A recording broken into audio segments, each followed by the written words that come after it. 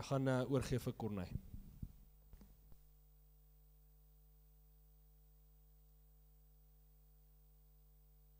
Gelukkige Moedersdag van my kant af ook. Ons kop af vanoggend met 'n nuwe reeks vir die volgende 2 weke tussenin. Ons bevind onsself vandag in 'n spesiale 40 dae. Die 40 dae tussen Jesus se opstanding en sy hemelvaart. En dis nogals maar altyd interessant want ons almal ken die kruisiging, dus ken die storie, hoe hy daar uitgekom het en ons ken die opstanding ook baie goed want yes. En ons ken hemelvaart so vinnig en dan is dit die uitstorting van die Heilige Gees waarop mense so fokus. Maar in hierdie 40 dae is daar soveel stories. Soveel stories vir my en vir jou wat relevant is vir my en vir jou, waarin ek en jy kan baie leer. Ek dink, as jy vir baie Christene vandag vra, hoor jy, vertel my die storie van die Emaugangers, dan sal hulle nie eers weet dit is in die Bybel dalk nie. So hierdie volgende 2 weke gaan ons regtig diep in die woord inklim oor stories wat jy dalk ken, maar dalk op 'n ander manier na kyk en dalk stories ontdek wat jy nog nooit van gehoor het nie, of gedeeltes wat jy nie eens geweet het bestaan in die Bybel nie. En vir my en jou kom wys, maar dit wat Jesus kom doen het in daai laaste 40 dae is regtig crucial, nie net vir sy disippels nie, maar vir my en vir jou ook. Maar ons almal het hierdie tussenin situasies, hierdie stories tussenin Jesus se 40 dae, maar ook die tussenin stories vir my en vir jou. Ek wil vir jou 'n storie vertel oor een van die aakligste en beste tussenin oomblikke wat ek al beleef het in my lewe. So voor ek in bediening was, het ek vir 'n ruk lank in Hartbeespoort gebly. Ek het daarso my meesters was ek nog besig in bedryfskunde en ek het my skripsie gedoen. Dit was 'n donderdag aand gewees en as jy van Harties afkom, ek vra om verskoning, maar daar's nie veel om te doen in my opinie daai tyd nie. Dalk is dit nou anders. Maar so gaan ek Panarottis toe want hulle het all you can eat special. Dis nog die goeie ou dae gewees. So gaan ek daarop en as julle by die sushi vol gesprek was wat ons hier gehad het, as Corneil na all you can eat ding toe gaan, dan berei ek myself voor sodat hulle verloor. Soos hulle gaan geld verloor, ek gaan goed voel oor myself, nie later nie, maar nou ten minste. En ek sit hierso en dit gaan lekker. Ek sit met my laptop daar in Panarottis in werk en ek doen my skripsie gaan goed. Dit vorder net raak al hoe nader aan klaar en die pizzas kom net. Dit is 'n goeie donderdag aand in Harties vir my. So bring hulle nog 'n pizza aan. Ek kan nie onthou hoeveelste een dit was nie, maar bacon en avo op en ek dink hierdie lyk soos nog. Hierdie lyk amazing en ek vat die pizza en ek sit dit so langs my en ek begin net so verder aan werk en ek begin die pizza eet sonder regtig om aandag te skenk aan hierdie pizza. En ek besef, hoorie maar, is dalk nie die lekkerste pizza wat ek in my lewe geëet nie. In feite, dit is nogals die slegste pizza wat ek in my lewe al geëet het. En ek kyk na dit wat ek eet en hier lê die bacon en avo so mooi op die kaas. En tussenin, die kaas en die pizza base lê daar 'n piesang. So ek weet nie van jou nie, maar die teleurstelling wat ek in daai oomblik beleef het is, ek dink ekwivalent tot Adam en Eva toe hulle uit die tuin uit moes gaan. Dit was verskriklik vir my gewees en ek kom agter soos hierdie is nie goed vir my nie en dis nie goed vir hulle nie. En dis die interessante deel, nadat het hulle nog pizzas gebring vir my, maar ek het soveel trust issues gehad dat ek dink ek het soos 'n slice nadat is ek net soos I'm out. Ek doen eerder my skripsie alleen by die huis. So dit was hierdie interessante tussenin oomblik vir my gewees en ek dink 'n kort rukkie na dit het hulle ook die special gestop. So dit kan ook iets van gewees wat ek gedoen het, ek weet nie. Maar dit was interessant gewees. Maar dis hierdie tussenin oomblikke wat ons baie keer het, nê. Partykeer gaan dit regtig goed in ons lewens. Dit lyk amper soos hierdie. Dit bou net mooi goed op. En jy voel net jy is op hierdie goeie wave, jy weet, jy eet net lekker pizzas en dit gaan net goed en dan ewe skielik tussenin gebeur daar iets wat jy net soos okay, wow, nou weet ek nie meer nie. Gaan mens nou voort, hou mens aanloop of hou mens heeltemal op, soos moet mens links draai of mens regs draai. Partykeer voel dit amper soos hierdie GPS wat ewe skielik net nie werk nie. Jy weet jy voel jy is op pad uit Bramfontein uit en die GPS werk nie en weet jy wat se kant toe nie. Moet jy nou links draai of moet jy regs draai? Partykeer gaan dit regtig so goed en iets gebeur en ons weet nie meer noodwendig watter kant toe nie.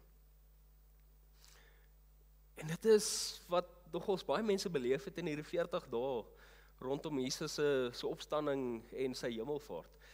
Daar's soveel stories wat mens lees van disippels, mense wat saam met Jesus gejourney het en hulle het hierdie golwe van goedheid beleef en dit gaan net goed saam met Jesus.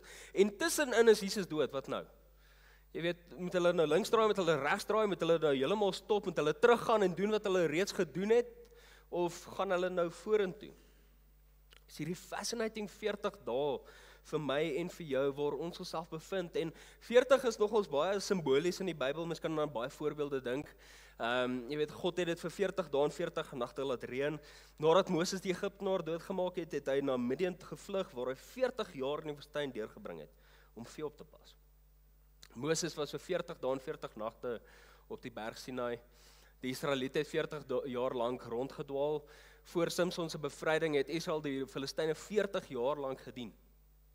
Goliat het Saul se leer 40 dae lank getart, voordat Dawid daar aangekom het om hom dood te maak.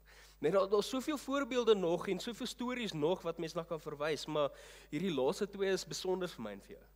Jesus het vir 40 dae en 40 nagte onder versoeking in die woestyn gevas. Ons gaan nou bietjie terugkom by spesifiek hierdie gedeelte waar Jesus gevas het.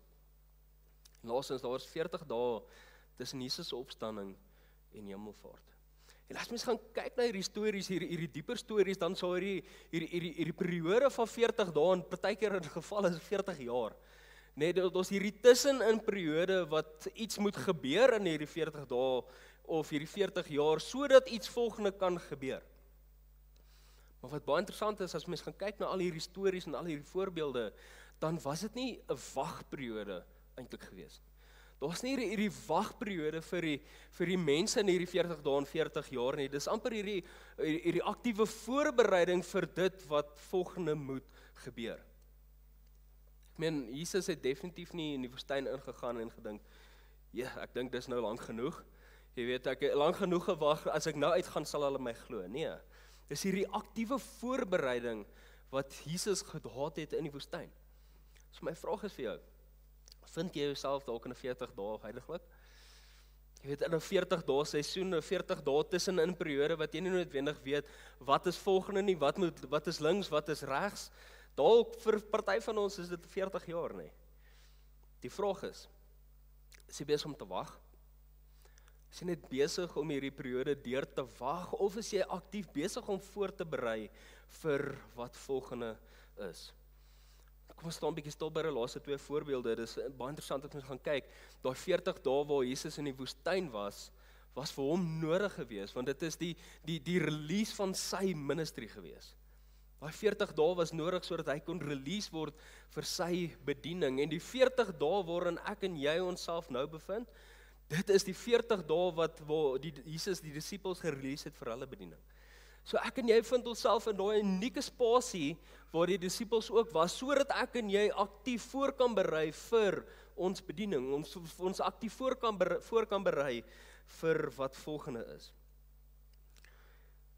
Hierdie nommer 40 is nogal 'n interessante gedeelte in die Bybel. Dit is baie simbolies, maar dit is ook letterlik. 40 dae is lank. En jy mag dalk dink, my 40 dae is nie so lank nie. Het jy al iets probeer los vir 40 dae?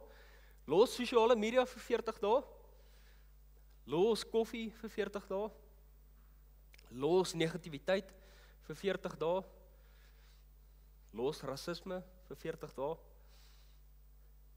Los daai verslawing vir 40 dae?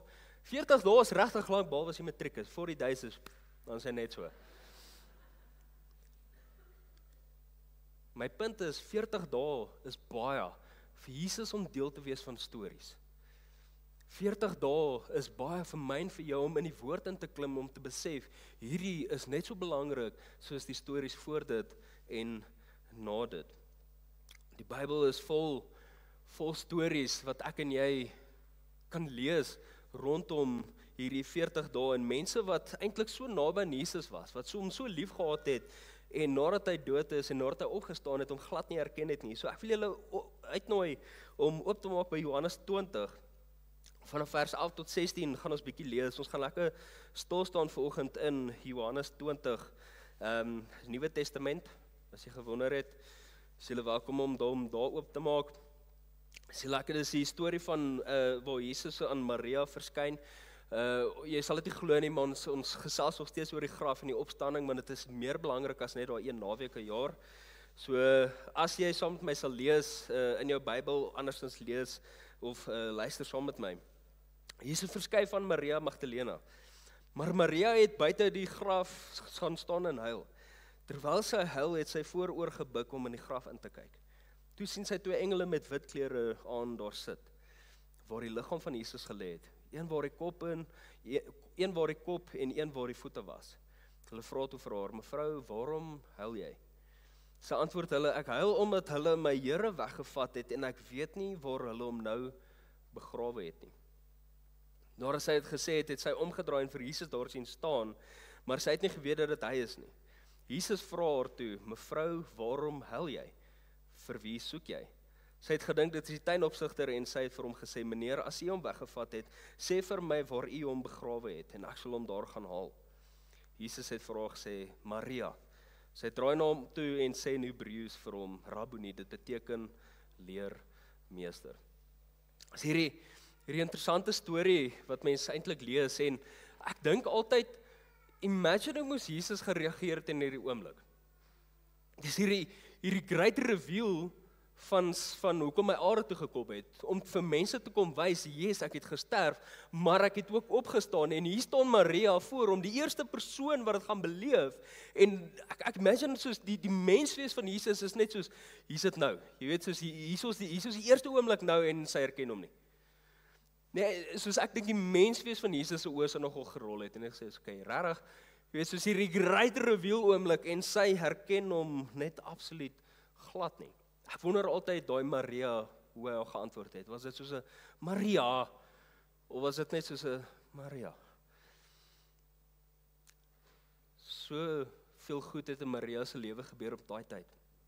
Waar sy Jesus al in hierdie donkerte gaan haal het, waar sy demone in haar lewe gehad het, waar sy Jesus ontmoet het en hierdie ongelooflike lewe beleef het saam met Jesus, en dit is soos hierdie GPS-lyntjie, dit gaan net goed en dit gaan net goed en dit raak net beter, en daar's net hierdie goedheid wat sy beleef saam met Jesus, en intussen is Jesus dood, en hier kom hierdie opstanding van Jesus en sy herken hom glad nie. Baie keer lyk hierdie vir ons amper soos hierdie. Baie keer is ons so gefokus op sekere areas in ons lewens, ons is so gefokus op uitdagings, ons is dalk gefokus op probleme, ons is partykeer dalk so gefokus op goeie goed in ons lewens, dat alles rondom ons distorted raak. Vir interessantheid, vir die van julle wat as stigma het, dis hoe dit lyk as ons bestuur in die aande. Moeilik. Maar ons is partykeer so gefokus op een spesifieke deel, dat alles rondom ons uit fokus uit is. Partykeer is ons so gefokus op area in ons lewens en ons mis totaal en al Jesus wat opdaag in daai spasie.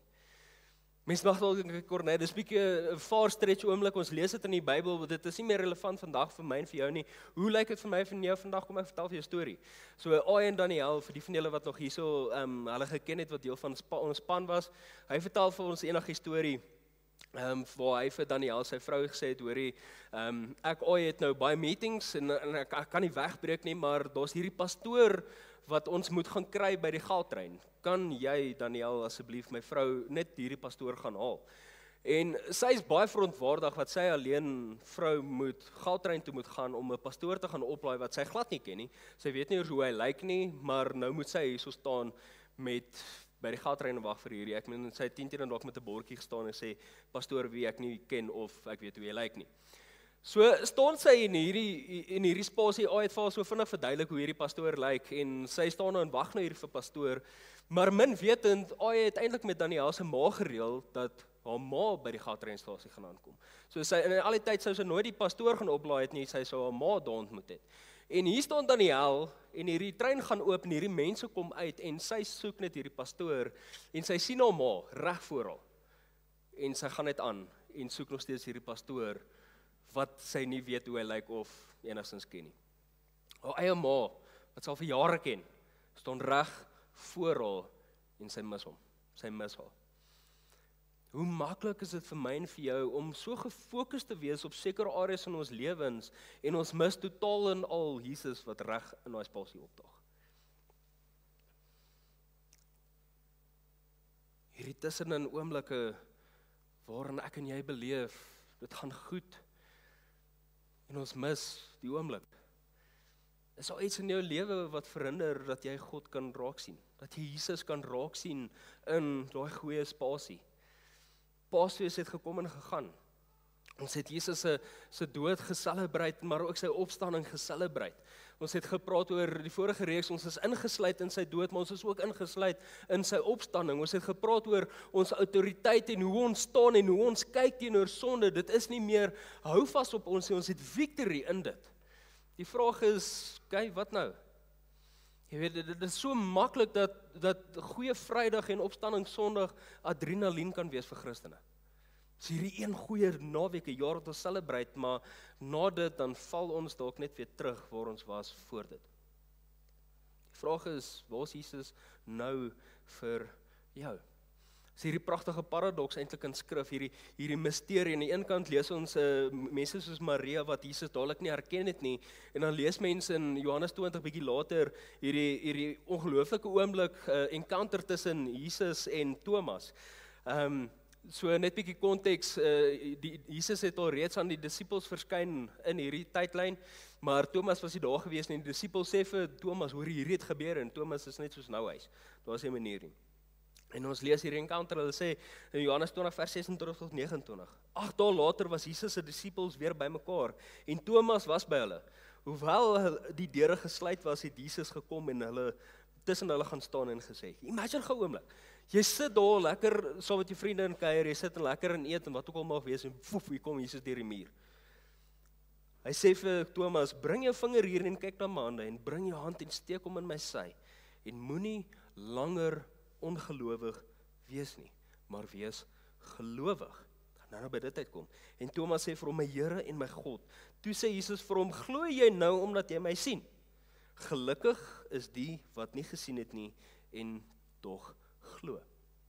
Is hierdie interessante misterie, hierdie interessante spanning wat Jesus in die prentjie inkom. Hy sê, sien en nie glo nie, en Jesus vra. En terselfdertyd glo sonder om te sien en jy is geseën. Blessed are those who believe but do not see. Daar's hierdie ruimte tussen sien en glo waar ons baie keer vassit. Hierdie brug om te kan bou tussen sien en glo is hierdie tussenin gedeelte waar ek en jy gereeld is om te sê, maar ek kort evidence soos wat Jesus vir Thomas sê, voel die gat in my hande. Ek kort iets so konkreet soos dit om die brug te kan bou tussen sien en glo. Die vraag is wat ek amper vir jou sê vanoggend is, sien jy? Glo jy? Iewers moet ek en jy die brug bou tussen sien en glo. Om die vraag te vra, maar is daar dalk 'n Maria in jou lewe heiliglik? Vind jy jouself dat jy dalk bietjie vereenseldig met Maria, dat Jesus dalk reg voor jou is in die situasie waarin jy nou is? Bietjie konteks net, bietjie duideliker, hy is altyd met jou. Hy is altyd met jou, maar partykeer is hy so mooi voor ons in hierdie spasie, dat ons hom nie herken nie. Die realiteit is, baie keer sit ons as Christene nogals vas in hierdie spasie.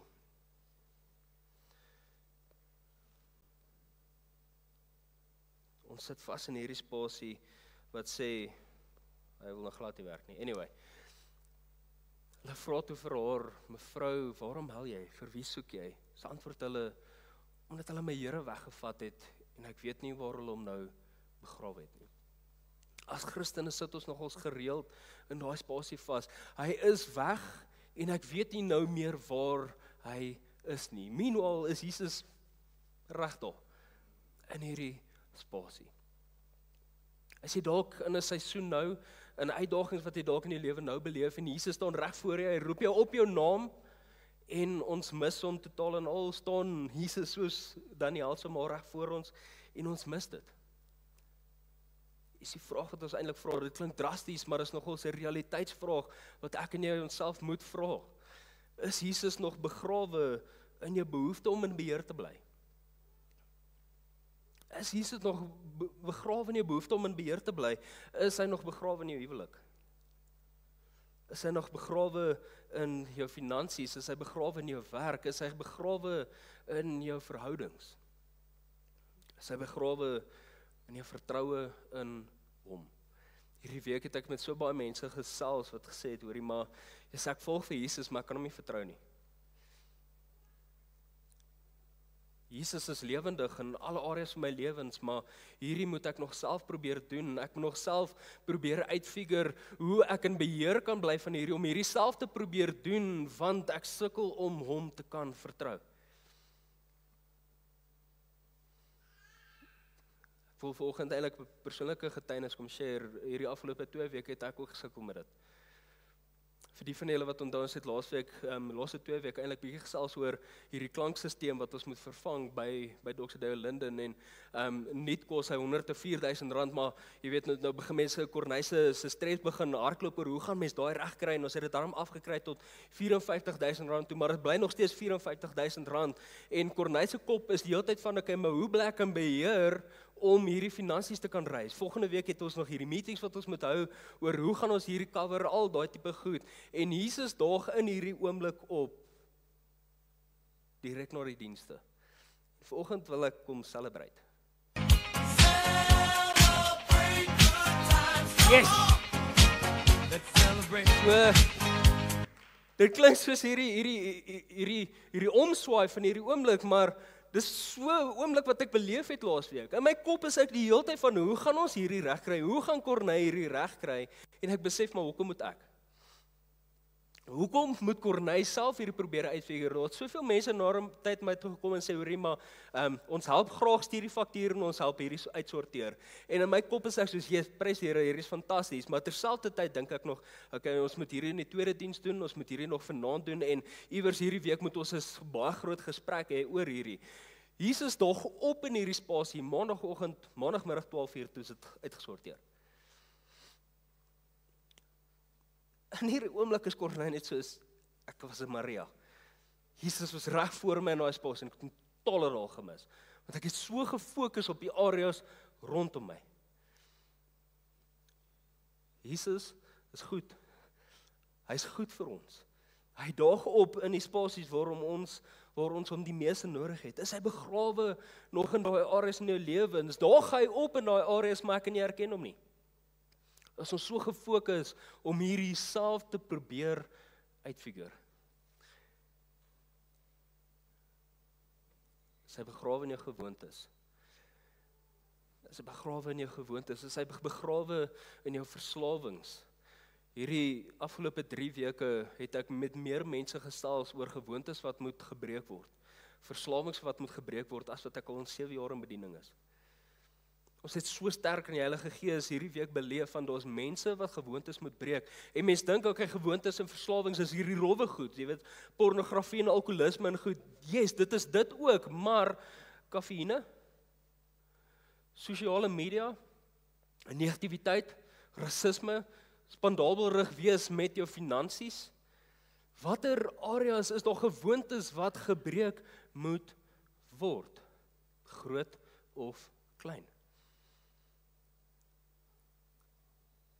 En na die wintervakansies kom ons af met hierdie ongelooflike kursus, Sexual Integrity 101, 'n 8-week study for men, en ook dames, wat gemaak is spesifiek vir kerk. En mense dink, wow, ek het nie sexual goed wat ek moet uitsorteer in my lewe nie. Dalk is jy so en jy het dit, en great, hier is ongelooflik goed vir jou, maar die fascinating deel van hierdie proses is, jy kan met enige gewoonte sit en in hierdie program inskryf. Sexual verslawing en hierdie, dit word net gebruik as 'n voertuig tot enige gewoonte wat gebreek moet word. Jy kan nie aankom en sê, hoor, ek sukkel met koffie, en jy kan nog steeds met hierdie kursus wen. Meer as dit, dalk sit jy so en sê, maar ek het nie noodwendig iets wat ek moet breek nie, maar ek ken mense rondom my wat goed moet breek. Daarom moet jy hier inskryf, want dit is 'n manier om jouself te kan bemagtig om met ander mense te kan werk in hierdie area. Kyk uit vir dit, ek wil julle regtig graag uitnooi vir dit. Dit gaan ongelooflike victory wees wat ons gaan beleef in dit. Galasiërs 20:20. Ek is saam met Christus gekruisig en ek leef nie meer nie, maar Christus leef in my. Dit is wat ons gesê het in die vorige reeks ingesluit. Ek is ingesluit in sy dood, maar ook ingesluit in sy opstanding. Dis nie meer ek wat leef nie, dis hy wat leef in my. Die lewe wat ek nou in die vlees leef, leef ek deur die geloof in die seun van God wat my liefgehad het en homself vir my oorgegee het. Dis hierdie ding, daar's so maklik wat ons vasgevang word in die vlees om goed te probeer uitsorteer. Maar dit is juis in daai areas waar ons geloof moet leef vir dit wat Jesus kom doen het vir my en vir jou. Hierdie interessante gedeelte verder, saam met Jesus en Thomas, John 14 vers 1 tot 7 in Engels, staan daar, "Don't let this rattle you," said Jesus. "You trust God, don't you?" Dalk moet jy dit hoor vanoggend. "You trust God, don't you? Trust me, there is plenty of room for you in my Father's home. If that were not so, would I have told you that I'm on my way to get a room ready for you? And if I'm on my way to get your room ready, I'll come back and get you so that you can live where I live. And you already know what road I'm taking." Thomas said, "Master, we have no idea where you're going. How do you expect us to know the road?" Jesus said, "I am the road, I am the way." Partyvertalings, "The truth and also the life. No one gets to the Father apart from me. If you really know me, you would know my Father as well. From now on, you do know him." Hoe mooi eindig dit en sê, "You have seen him." Jy het gesien. Ons het vanoggend gesing, "I've witnessed your faithfulness." Ek kan jy hierdie vermoë om te kan sien waar Jesus beweeg. Ek kan jy hierdie vermoë om te kan sien waar die Heilige Gees beweeg. Ons het nou gesê, die grootste behoefte vir ons en die grootste uitdaging vir ons is baie keer, ons sukkel om die brug te bou tussen sien en glo. Die beste manier om die brug te kan bou tussen sien en glo, is ons weer teruggaan na die nommer 40 toe. Die beste manier om die brug te bou tussen sien en glo, is om te vas. Hier kom die uitdaging. Jesus het vir 40 dae en 40 nagte in die woestyn gevas teen versoeking. Ter voorbereiding vir wat kom. Wat 'n versoeking kan jy vas ter voorbereiding vir dit wat kom? Vas is wanneer iemand doelbewus vir 'n tyd lank ophou met iets. Gewoonlik kos of 'n spesifieke gewoonte. Om nader aan God te groei. Dis nie net om iets op te gee nie, maar om daardie tyd of behoefte te gebruik, juis om te bid. Om dieper in God se woord in te klim en geestelik te fokus en om te gaan groei in jou verhouding met die Vader. Dis om jou aandag weg te draai van die wêreld in daai spesifieke versoeking, in daai spesifieke gewoonte en te oefen om duideliker sy stem te kan hoor. Areas waar ek net dalk kan vas en dalk tref dit vanoggend vir julle nou nog sê sosiale media. Koot het laasweek daaroor 'n bietjie gesels om te kla. Ons is negatiewe mense baie keer. Kan jy vir 40 dae 'n bietjie jou perspektief kom verander en fokus dit wat goed is? Waarvoor jy dankbaar kan wees? Onnodige spandering met jou finansies vir 40 dae en kyk hoe Jesus opdaag in jou huwelik. Rasisme, kafeïne, suiker, alkohol, pornografie. Jy het dalk iets wat jy spesifiek weet in jou lewe is waar jy kan sonder gaan. Waar jy dalk weet jy moet sonder dit gaan. Wat jy moet besef is vanoggend is nie veronderstel om my en jou te laat hierso skrik of wat ook al nie. Vas is nie daar sodat ek en jy die suffering kan beleef nie. Vas is daar sodat ek en jy victory kan beleef. Vas is daar sodat ek en jy nader kan beleef wat Jesus kom doen vir my en vir jou, sodat ek en jy meer intiem kan groei in ons verhouding met hom. Maar as ek benader soos daai prentjie wat uit fokus uit is, dan gaan ons net dit raak sien wat jy moet vas. En dan gaan ons totaal en al mis wat Jesus wil kom doen in hierdie 40 dae. Hy is met jou elke liewe oomblik in die spasie van hierdie 40 dae. Jy moet besef, Jesus is nie meer begrawe nie. Hy is nie begrawe in daai spesifieke area van jou lewe nie, hy is lewendig. Hy het opgestaan en jy heers in daai spasie eintlik. Hier is ook die ding, hierdie 40 dae, 40 jaar stories wat ons lees, dis nie 'n wagperiode nie, dis 'n aktiewe voorbereiding. As jy net gaan wag dat daai 40 dae verby is, dan gaan jy eintlik dit heeltemal mis.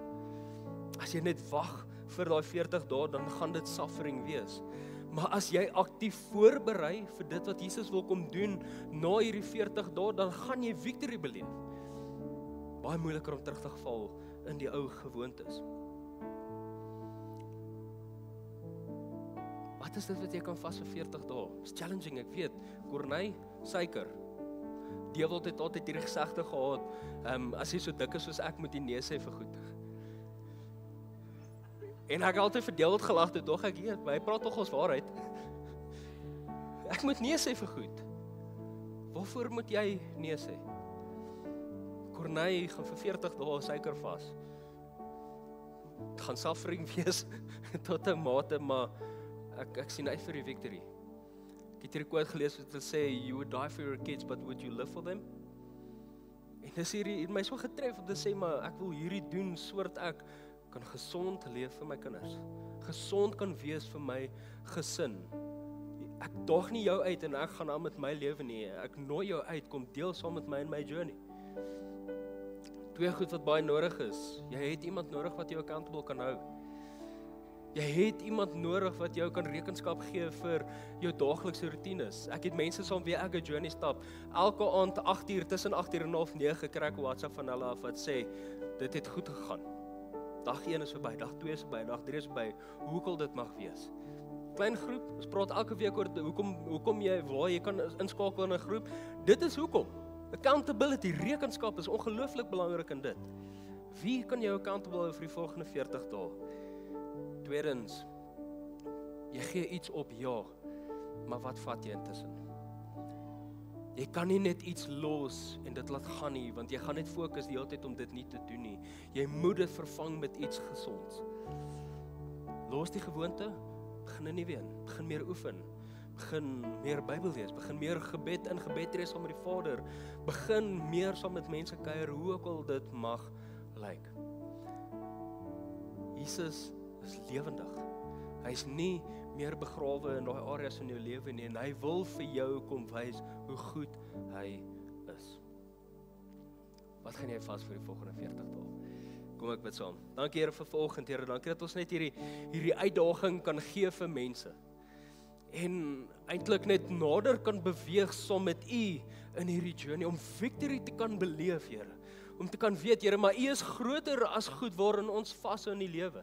U is groter as ons finansies, U is groter as ons huwelik, U is groter as verslawings, U is groter as ons behoeftes, U is groter as ons beheer. Ek bid, Here, Heilige Gees beweeg in elkeen se hart, maak hulle bewus van wat is dit wat U wil hê, hulle moet aanspreek, wat U so graag wil aanspreek.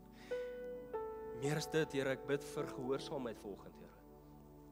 Ek bid gehoorsaamheid, Here, dat hierdie oomblik van wat U wil kom doen vanoggend nie 'n monument sal wees, maar dat 'n movement sal wees vir die volgende 40 dae. Ek bid vir accountability vir hierso, Here, en ek bid dat ons sal slegte gewoontes vervang met gesonde gewoontes. Dankie dat U in daai oomblik is, elke liewe tree saam met ons. En ons is nooit alleen nie. Amen. Amen. Kyk asseblief hierdie video saam met my.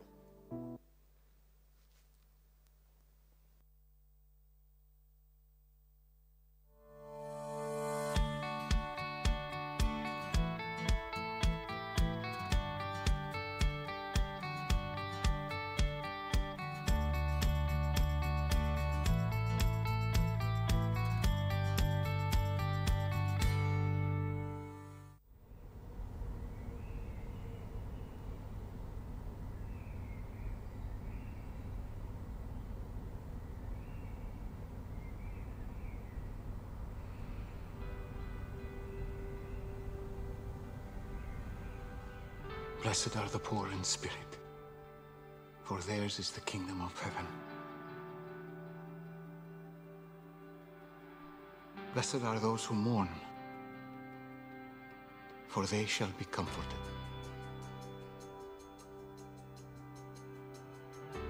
Blessed are the meek, for they shall inherit the earth. Blessed are those who hunger and thirst for righteousness, for they shall be satisfied.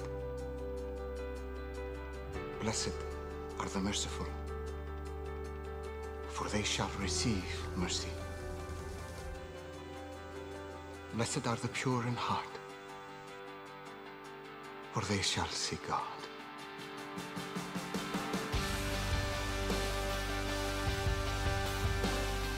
Blessed are the peacemakers, for they shall be called sons of God.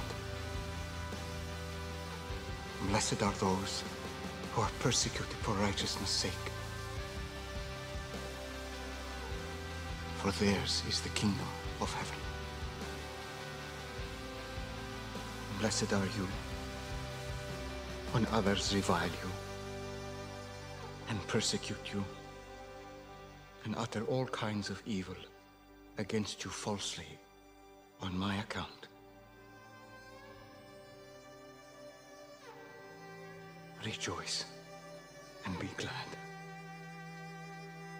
for your reward will be great in heaven.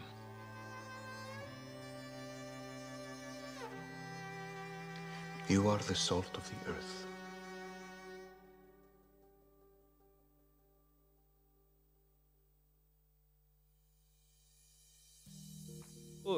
Street Store is 31 Mei en ek wil net oomblik vat en sê dankie vir al ons inskrywings. Dit is ongelooflik hoe ons saam staan vir dit wat op pad is. Net 'n paar goedjies, dankie weer eens ook vir die klere. Ons waardeer dit verskriklik baie, maar 'n paar goed wat ons steeds baie nodig het is kinderklere. Daar's 'n groot behoefte in Claremont se area vir spesifiek kinderklere. Skoene. Is moeilik om ou skoene weg te gee, so hoe ook al ons skoene op 'n manier kan kry en warm klere. Dit is winter. So ek wil hulle graag uitnooi vir dit. As jy nie iets het om te gee nie, jy is welkom ook donasies te maak. Daar is altyd logistieke wat ons moet inklim rondom Street Store om die dag reg te kan kry vir dit. Maar as jy meer wil weet, is jy welkom om met my te kuier ook hier buite met Join the Mission. Dit is ook die spasie waar ons jou wil ontmoet as jy volgende niet is. As jy meer inligting wil nodig het, wat ook al dit mag wees. As jy daai kode scan hier agter is, vat dit ons na ons Linktree toe waar jy ons WhatsApp groep kan join waar ook al belangrike inligting is, soos die Street Store. Alles is ook daar insluitend ons WhatsApp groep. En dan Choose Community, ek het so vinnig daarna verwys. Ek het nou gegoogel, as jy vandag begin vas, iets vas, dan is die vas klaar 20 Junie, dis 'n Vrydag. So as jy wil accountability hê, hier is die spasie vir dit. Ek wil ook sê mamas, julle hoef niks te vas nie vandag nie. Julle kan maandag begin. Julle kan dit hanteer soos 'n dieet. As jy moet suiker vas vandag, môre eet daai kaaskoek, wat ook al dit mag wees. Rakende dit. So julle is welkom om na die tyd ook net hierso te kan kyk hoe julle accountability kan beleef. Ons is besig met die 5 gesindhede rondom gee, dat vrygewigheid 'n gewoonte kan raak by ons. Soos wat enigiets 'n gewoonte moet wees, moet dit aanhou geoefen word. En ons is vanoggend by week 1 rakende gebed en ek wil vir Koot opnooi. Koot het hier 'n ongelooflike getuienis rakende gebed in sy persoonlike lewe. So ek wil julle uitnooi om vir hom te luister rakende hierdie. Sy, goeiemôre. Ek het verlede week het ek so bietjie verwys na iets, maar ek wil net so bietjie konteks skep. Ons is in 'n journey in ons gesin ook waar ons die beginsels van spaar toegepas het in ons lewe en gesonde finansiële bestuur. Maar die lewe gebeur en nadat ek klaar was met mediese behandeling is daar nog al hierdie verskriklike toetse wat jy doen en goed. En die mediese fonds dek dit nie. So ons moes ons spaargeldjies gebruik en gelukkig was daar eiendom van ons wat verkoop is en dit het gehelp vir 'n seisoen, maar toe kry ek 'n dubbele kapitaalwinsaanslag. Ek weet nie hoe dit gewerk het nie, maar toe ek my belasting verlede jaar doen, toe sê hulle ek skuld hulle R66,000 ekstra nadat ek nog 'n klomp geld oorbetaal het. En ek het toe die hele tyd 'n vertoog gerig en elke keer dan stel hulle dit uit. Dit is altyd baie lekker as jy weet jy skuld die ontvanger geld. Is dit nie so nie? So na die 3de keer, toe is ons nou al in hierdie jaar in en is nou ons al hierdie jaar se belastingstyd en ons het nog nie daai ding opgelos nie. En wat intussen gebeur is, Rihanna moet vir 'n prosedure gaan in hierdie week wat verby is. En ons spaargeld is op. En ek is besig met 'n journey met die Here oor jy spesifiek dat hy nie net in alles genooi word nie, maar ken hom in al jou weë. En Rihanna bly in Pretoria vir die week en ek sê vir hom, my vrou, jy moet saam met my bid, want ek gaan nie daar opdaag by daardie kliniek en dan sê hulle, goed, jy moet hierdie betaal en dan sê ek, okay, kan ek skorrelgoed was nie. So, miskien moet ons net 'n oortrokke fasiliteit kry vir hierdie seisoen, maar ek wil hê jy moet regtig, ons moet met wysheid werk. En sy die volgende oggend toe laat weet sy my, toe sê sy, Koot, ek het regtig oor gebid en ek vertrou die Here gaan vir ons 'n deurbraak gee. En ek het net so vrede in my hart en ek dink dis wat die lekker ding as 'n man en vrou saam bid oor goed. En Saterdagoggend toe is daar 'n inbetaling vir meer as genoeg van iemand wat al lankal terug daar iets mee gebeur het. Waar ek nie gedink het hierdie finansies gaan inkom nie. Maar ons het dit gekry. En dis net vir my so ironies die oomblik toe ons fokus en sê, maar Here, ons gaan nie bullet byt. Ons is die Here van ons geld. So hier kry ek toe nou in hierdie week kry ek ook 'n eerste brief van die ontvanger wat vir my sê, hoorie, daai uitstel van jou finansies wat jy ons skuld, nou moet jy alles settle. Ek weet nie hoekom doen die ouens dit nie. Is daar iemand wat vir SARS werk wat dit vir my kan verduidelik? En is onmiddellik asof jy voel, ja, okay, ja, dis nou, jy weet, jy kry en dan gebeur dit. En die volgende brief sê, hoorie, ons erken, jy het ons in teendeel te veel geld betaal. Ons gaan vir jou R18,000 terugbetaal. So mense, ek wil jou challenge, nee. Ja, daar is 'n tyd van toets. Maar as 'n ou gaan en jy vat die sisteme wat die wêreld jou bied, gaan die Here dit dalk eer. En jy gaan dalk 'n Ismael hê. Julle hoor.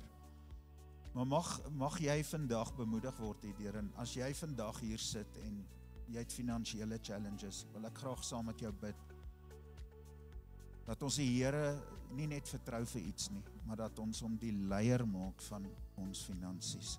Hemelse Vader, om u kind te wees, rek ons breine soms verskriklik. Maar ek wil saam met elkeen net weer kom verklaar wat vanoggend hier sit en sê, u is nie net God van ons huise, van ons families en van ons lewens nie, maar ook van ons voorsiening. En ek wil vandag kom in elkeen wat 'n bonatuurlike deurbraak nodig het, voor u kom plaas, Here. Wil u die sluise van die hemel oopmaak?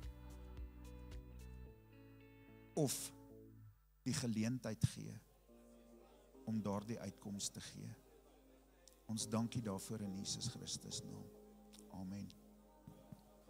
Amen, dankie Koot. Wil julle uitdaag, dit is ook ons koninkryk bou in Randburg, is om hom te vertrou vir dit wat inkom om 'n verskil te kan maak in skole in die volgende generasie, sodat hulle huise kan verander, huishoudings kan verander. So as jy voel en jy beleef iets in die Heilige Gees wat jou oortuig om te kan gee, julle is welkom om kontant in julle koevert te sit en in die oranje boksies te sit soos wat ons uitbeweeg. Anders is daar ook elektroniese maniere hoe julle kan gee. So is koud, weet, maar koffie is warm as jy nie geweet het nie. Hulle Lunas is hier lekker buite om ons te kom bless met lekker warm koffie en Supercalifragilistic is ook hier so buite. Die kombinasie is regtig goed. So ek wil julle uitdaag rakende dit. En dan het ons 'n geleentheid vir gebed. Soos Koot sê, hy sal met liefde saam met julle bid. Ek is ook hier om vir jou te bid na die tyd. Dit gaan wel nie hierso voor wees nie. Dit gaan daar links agter in die voorportaal wees waar ons jou sal ontmoet. Die rede vir dit is ons het nou kindertoewyding.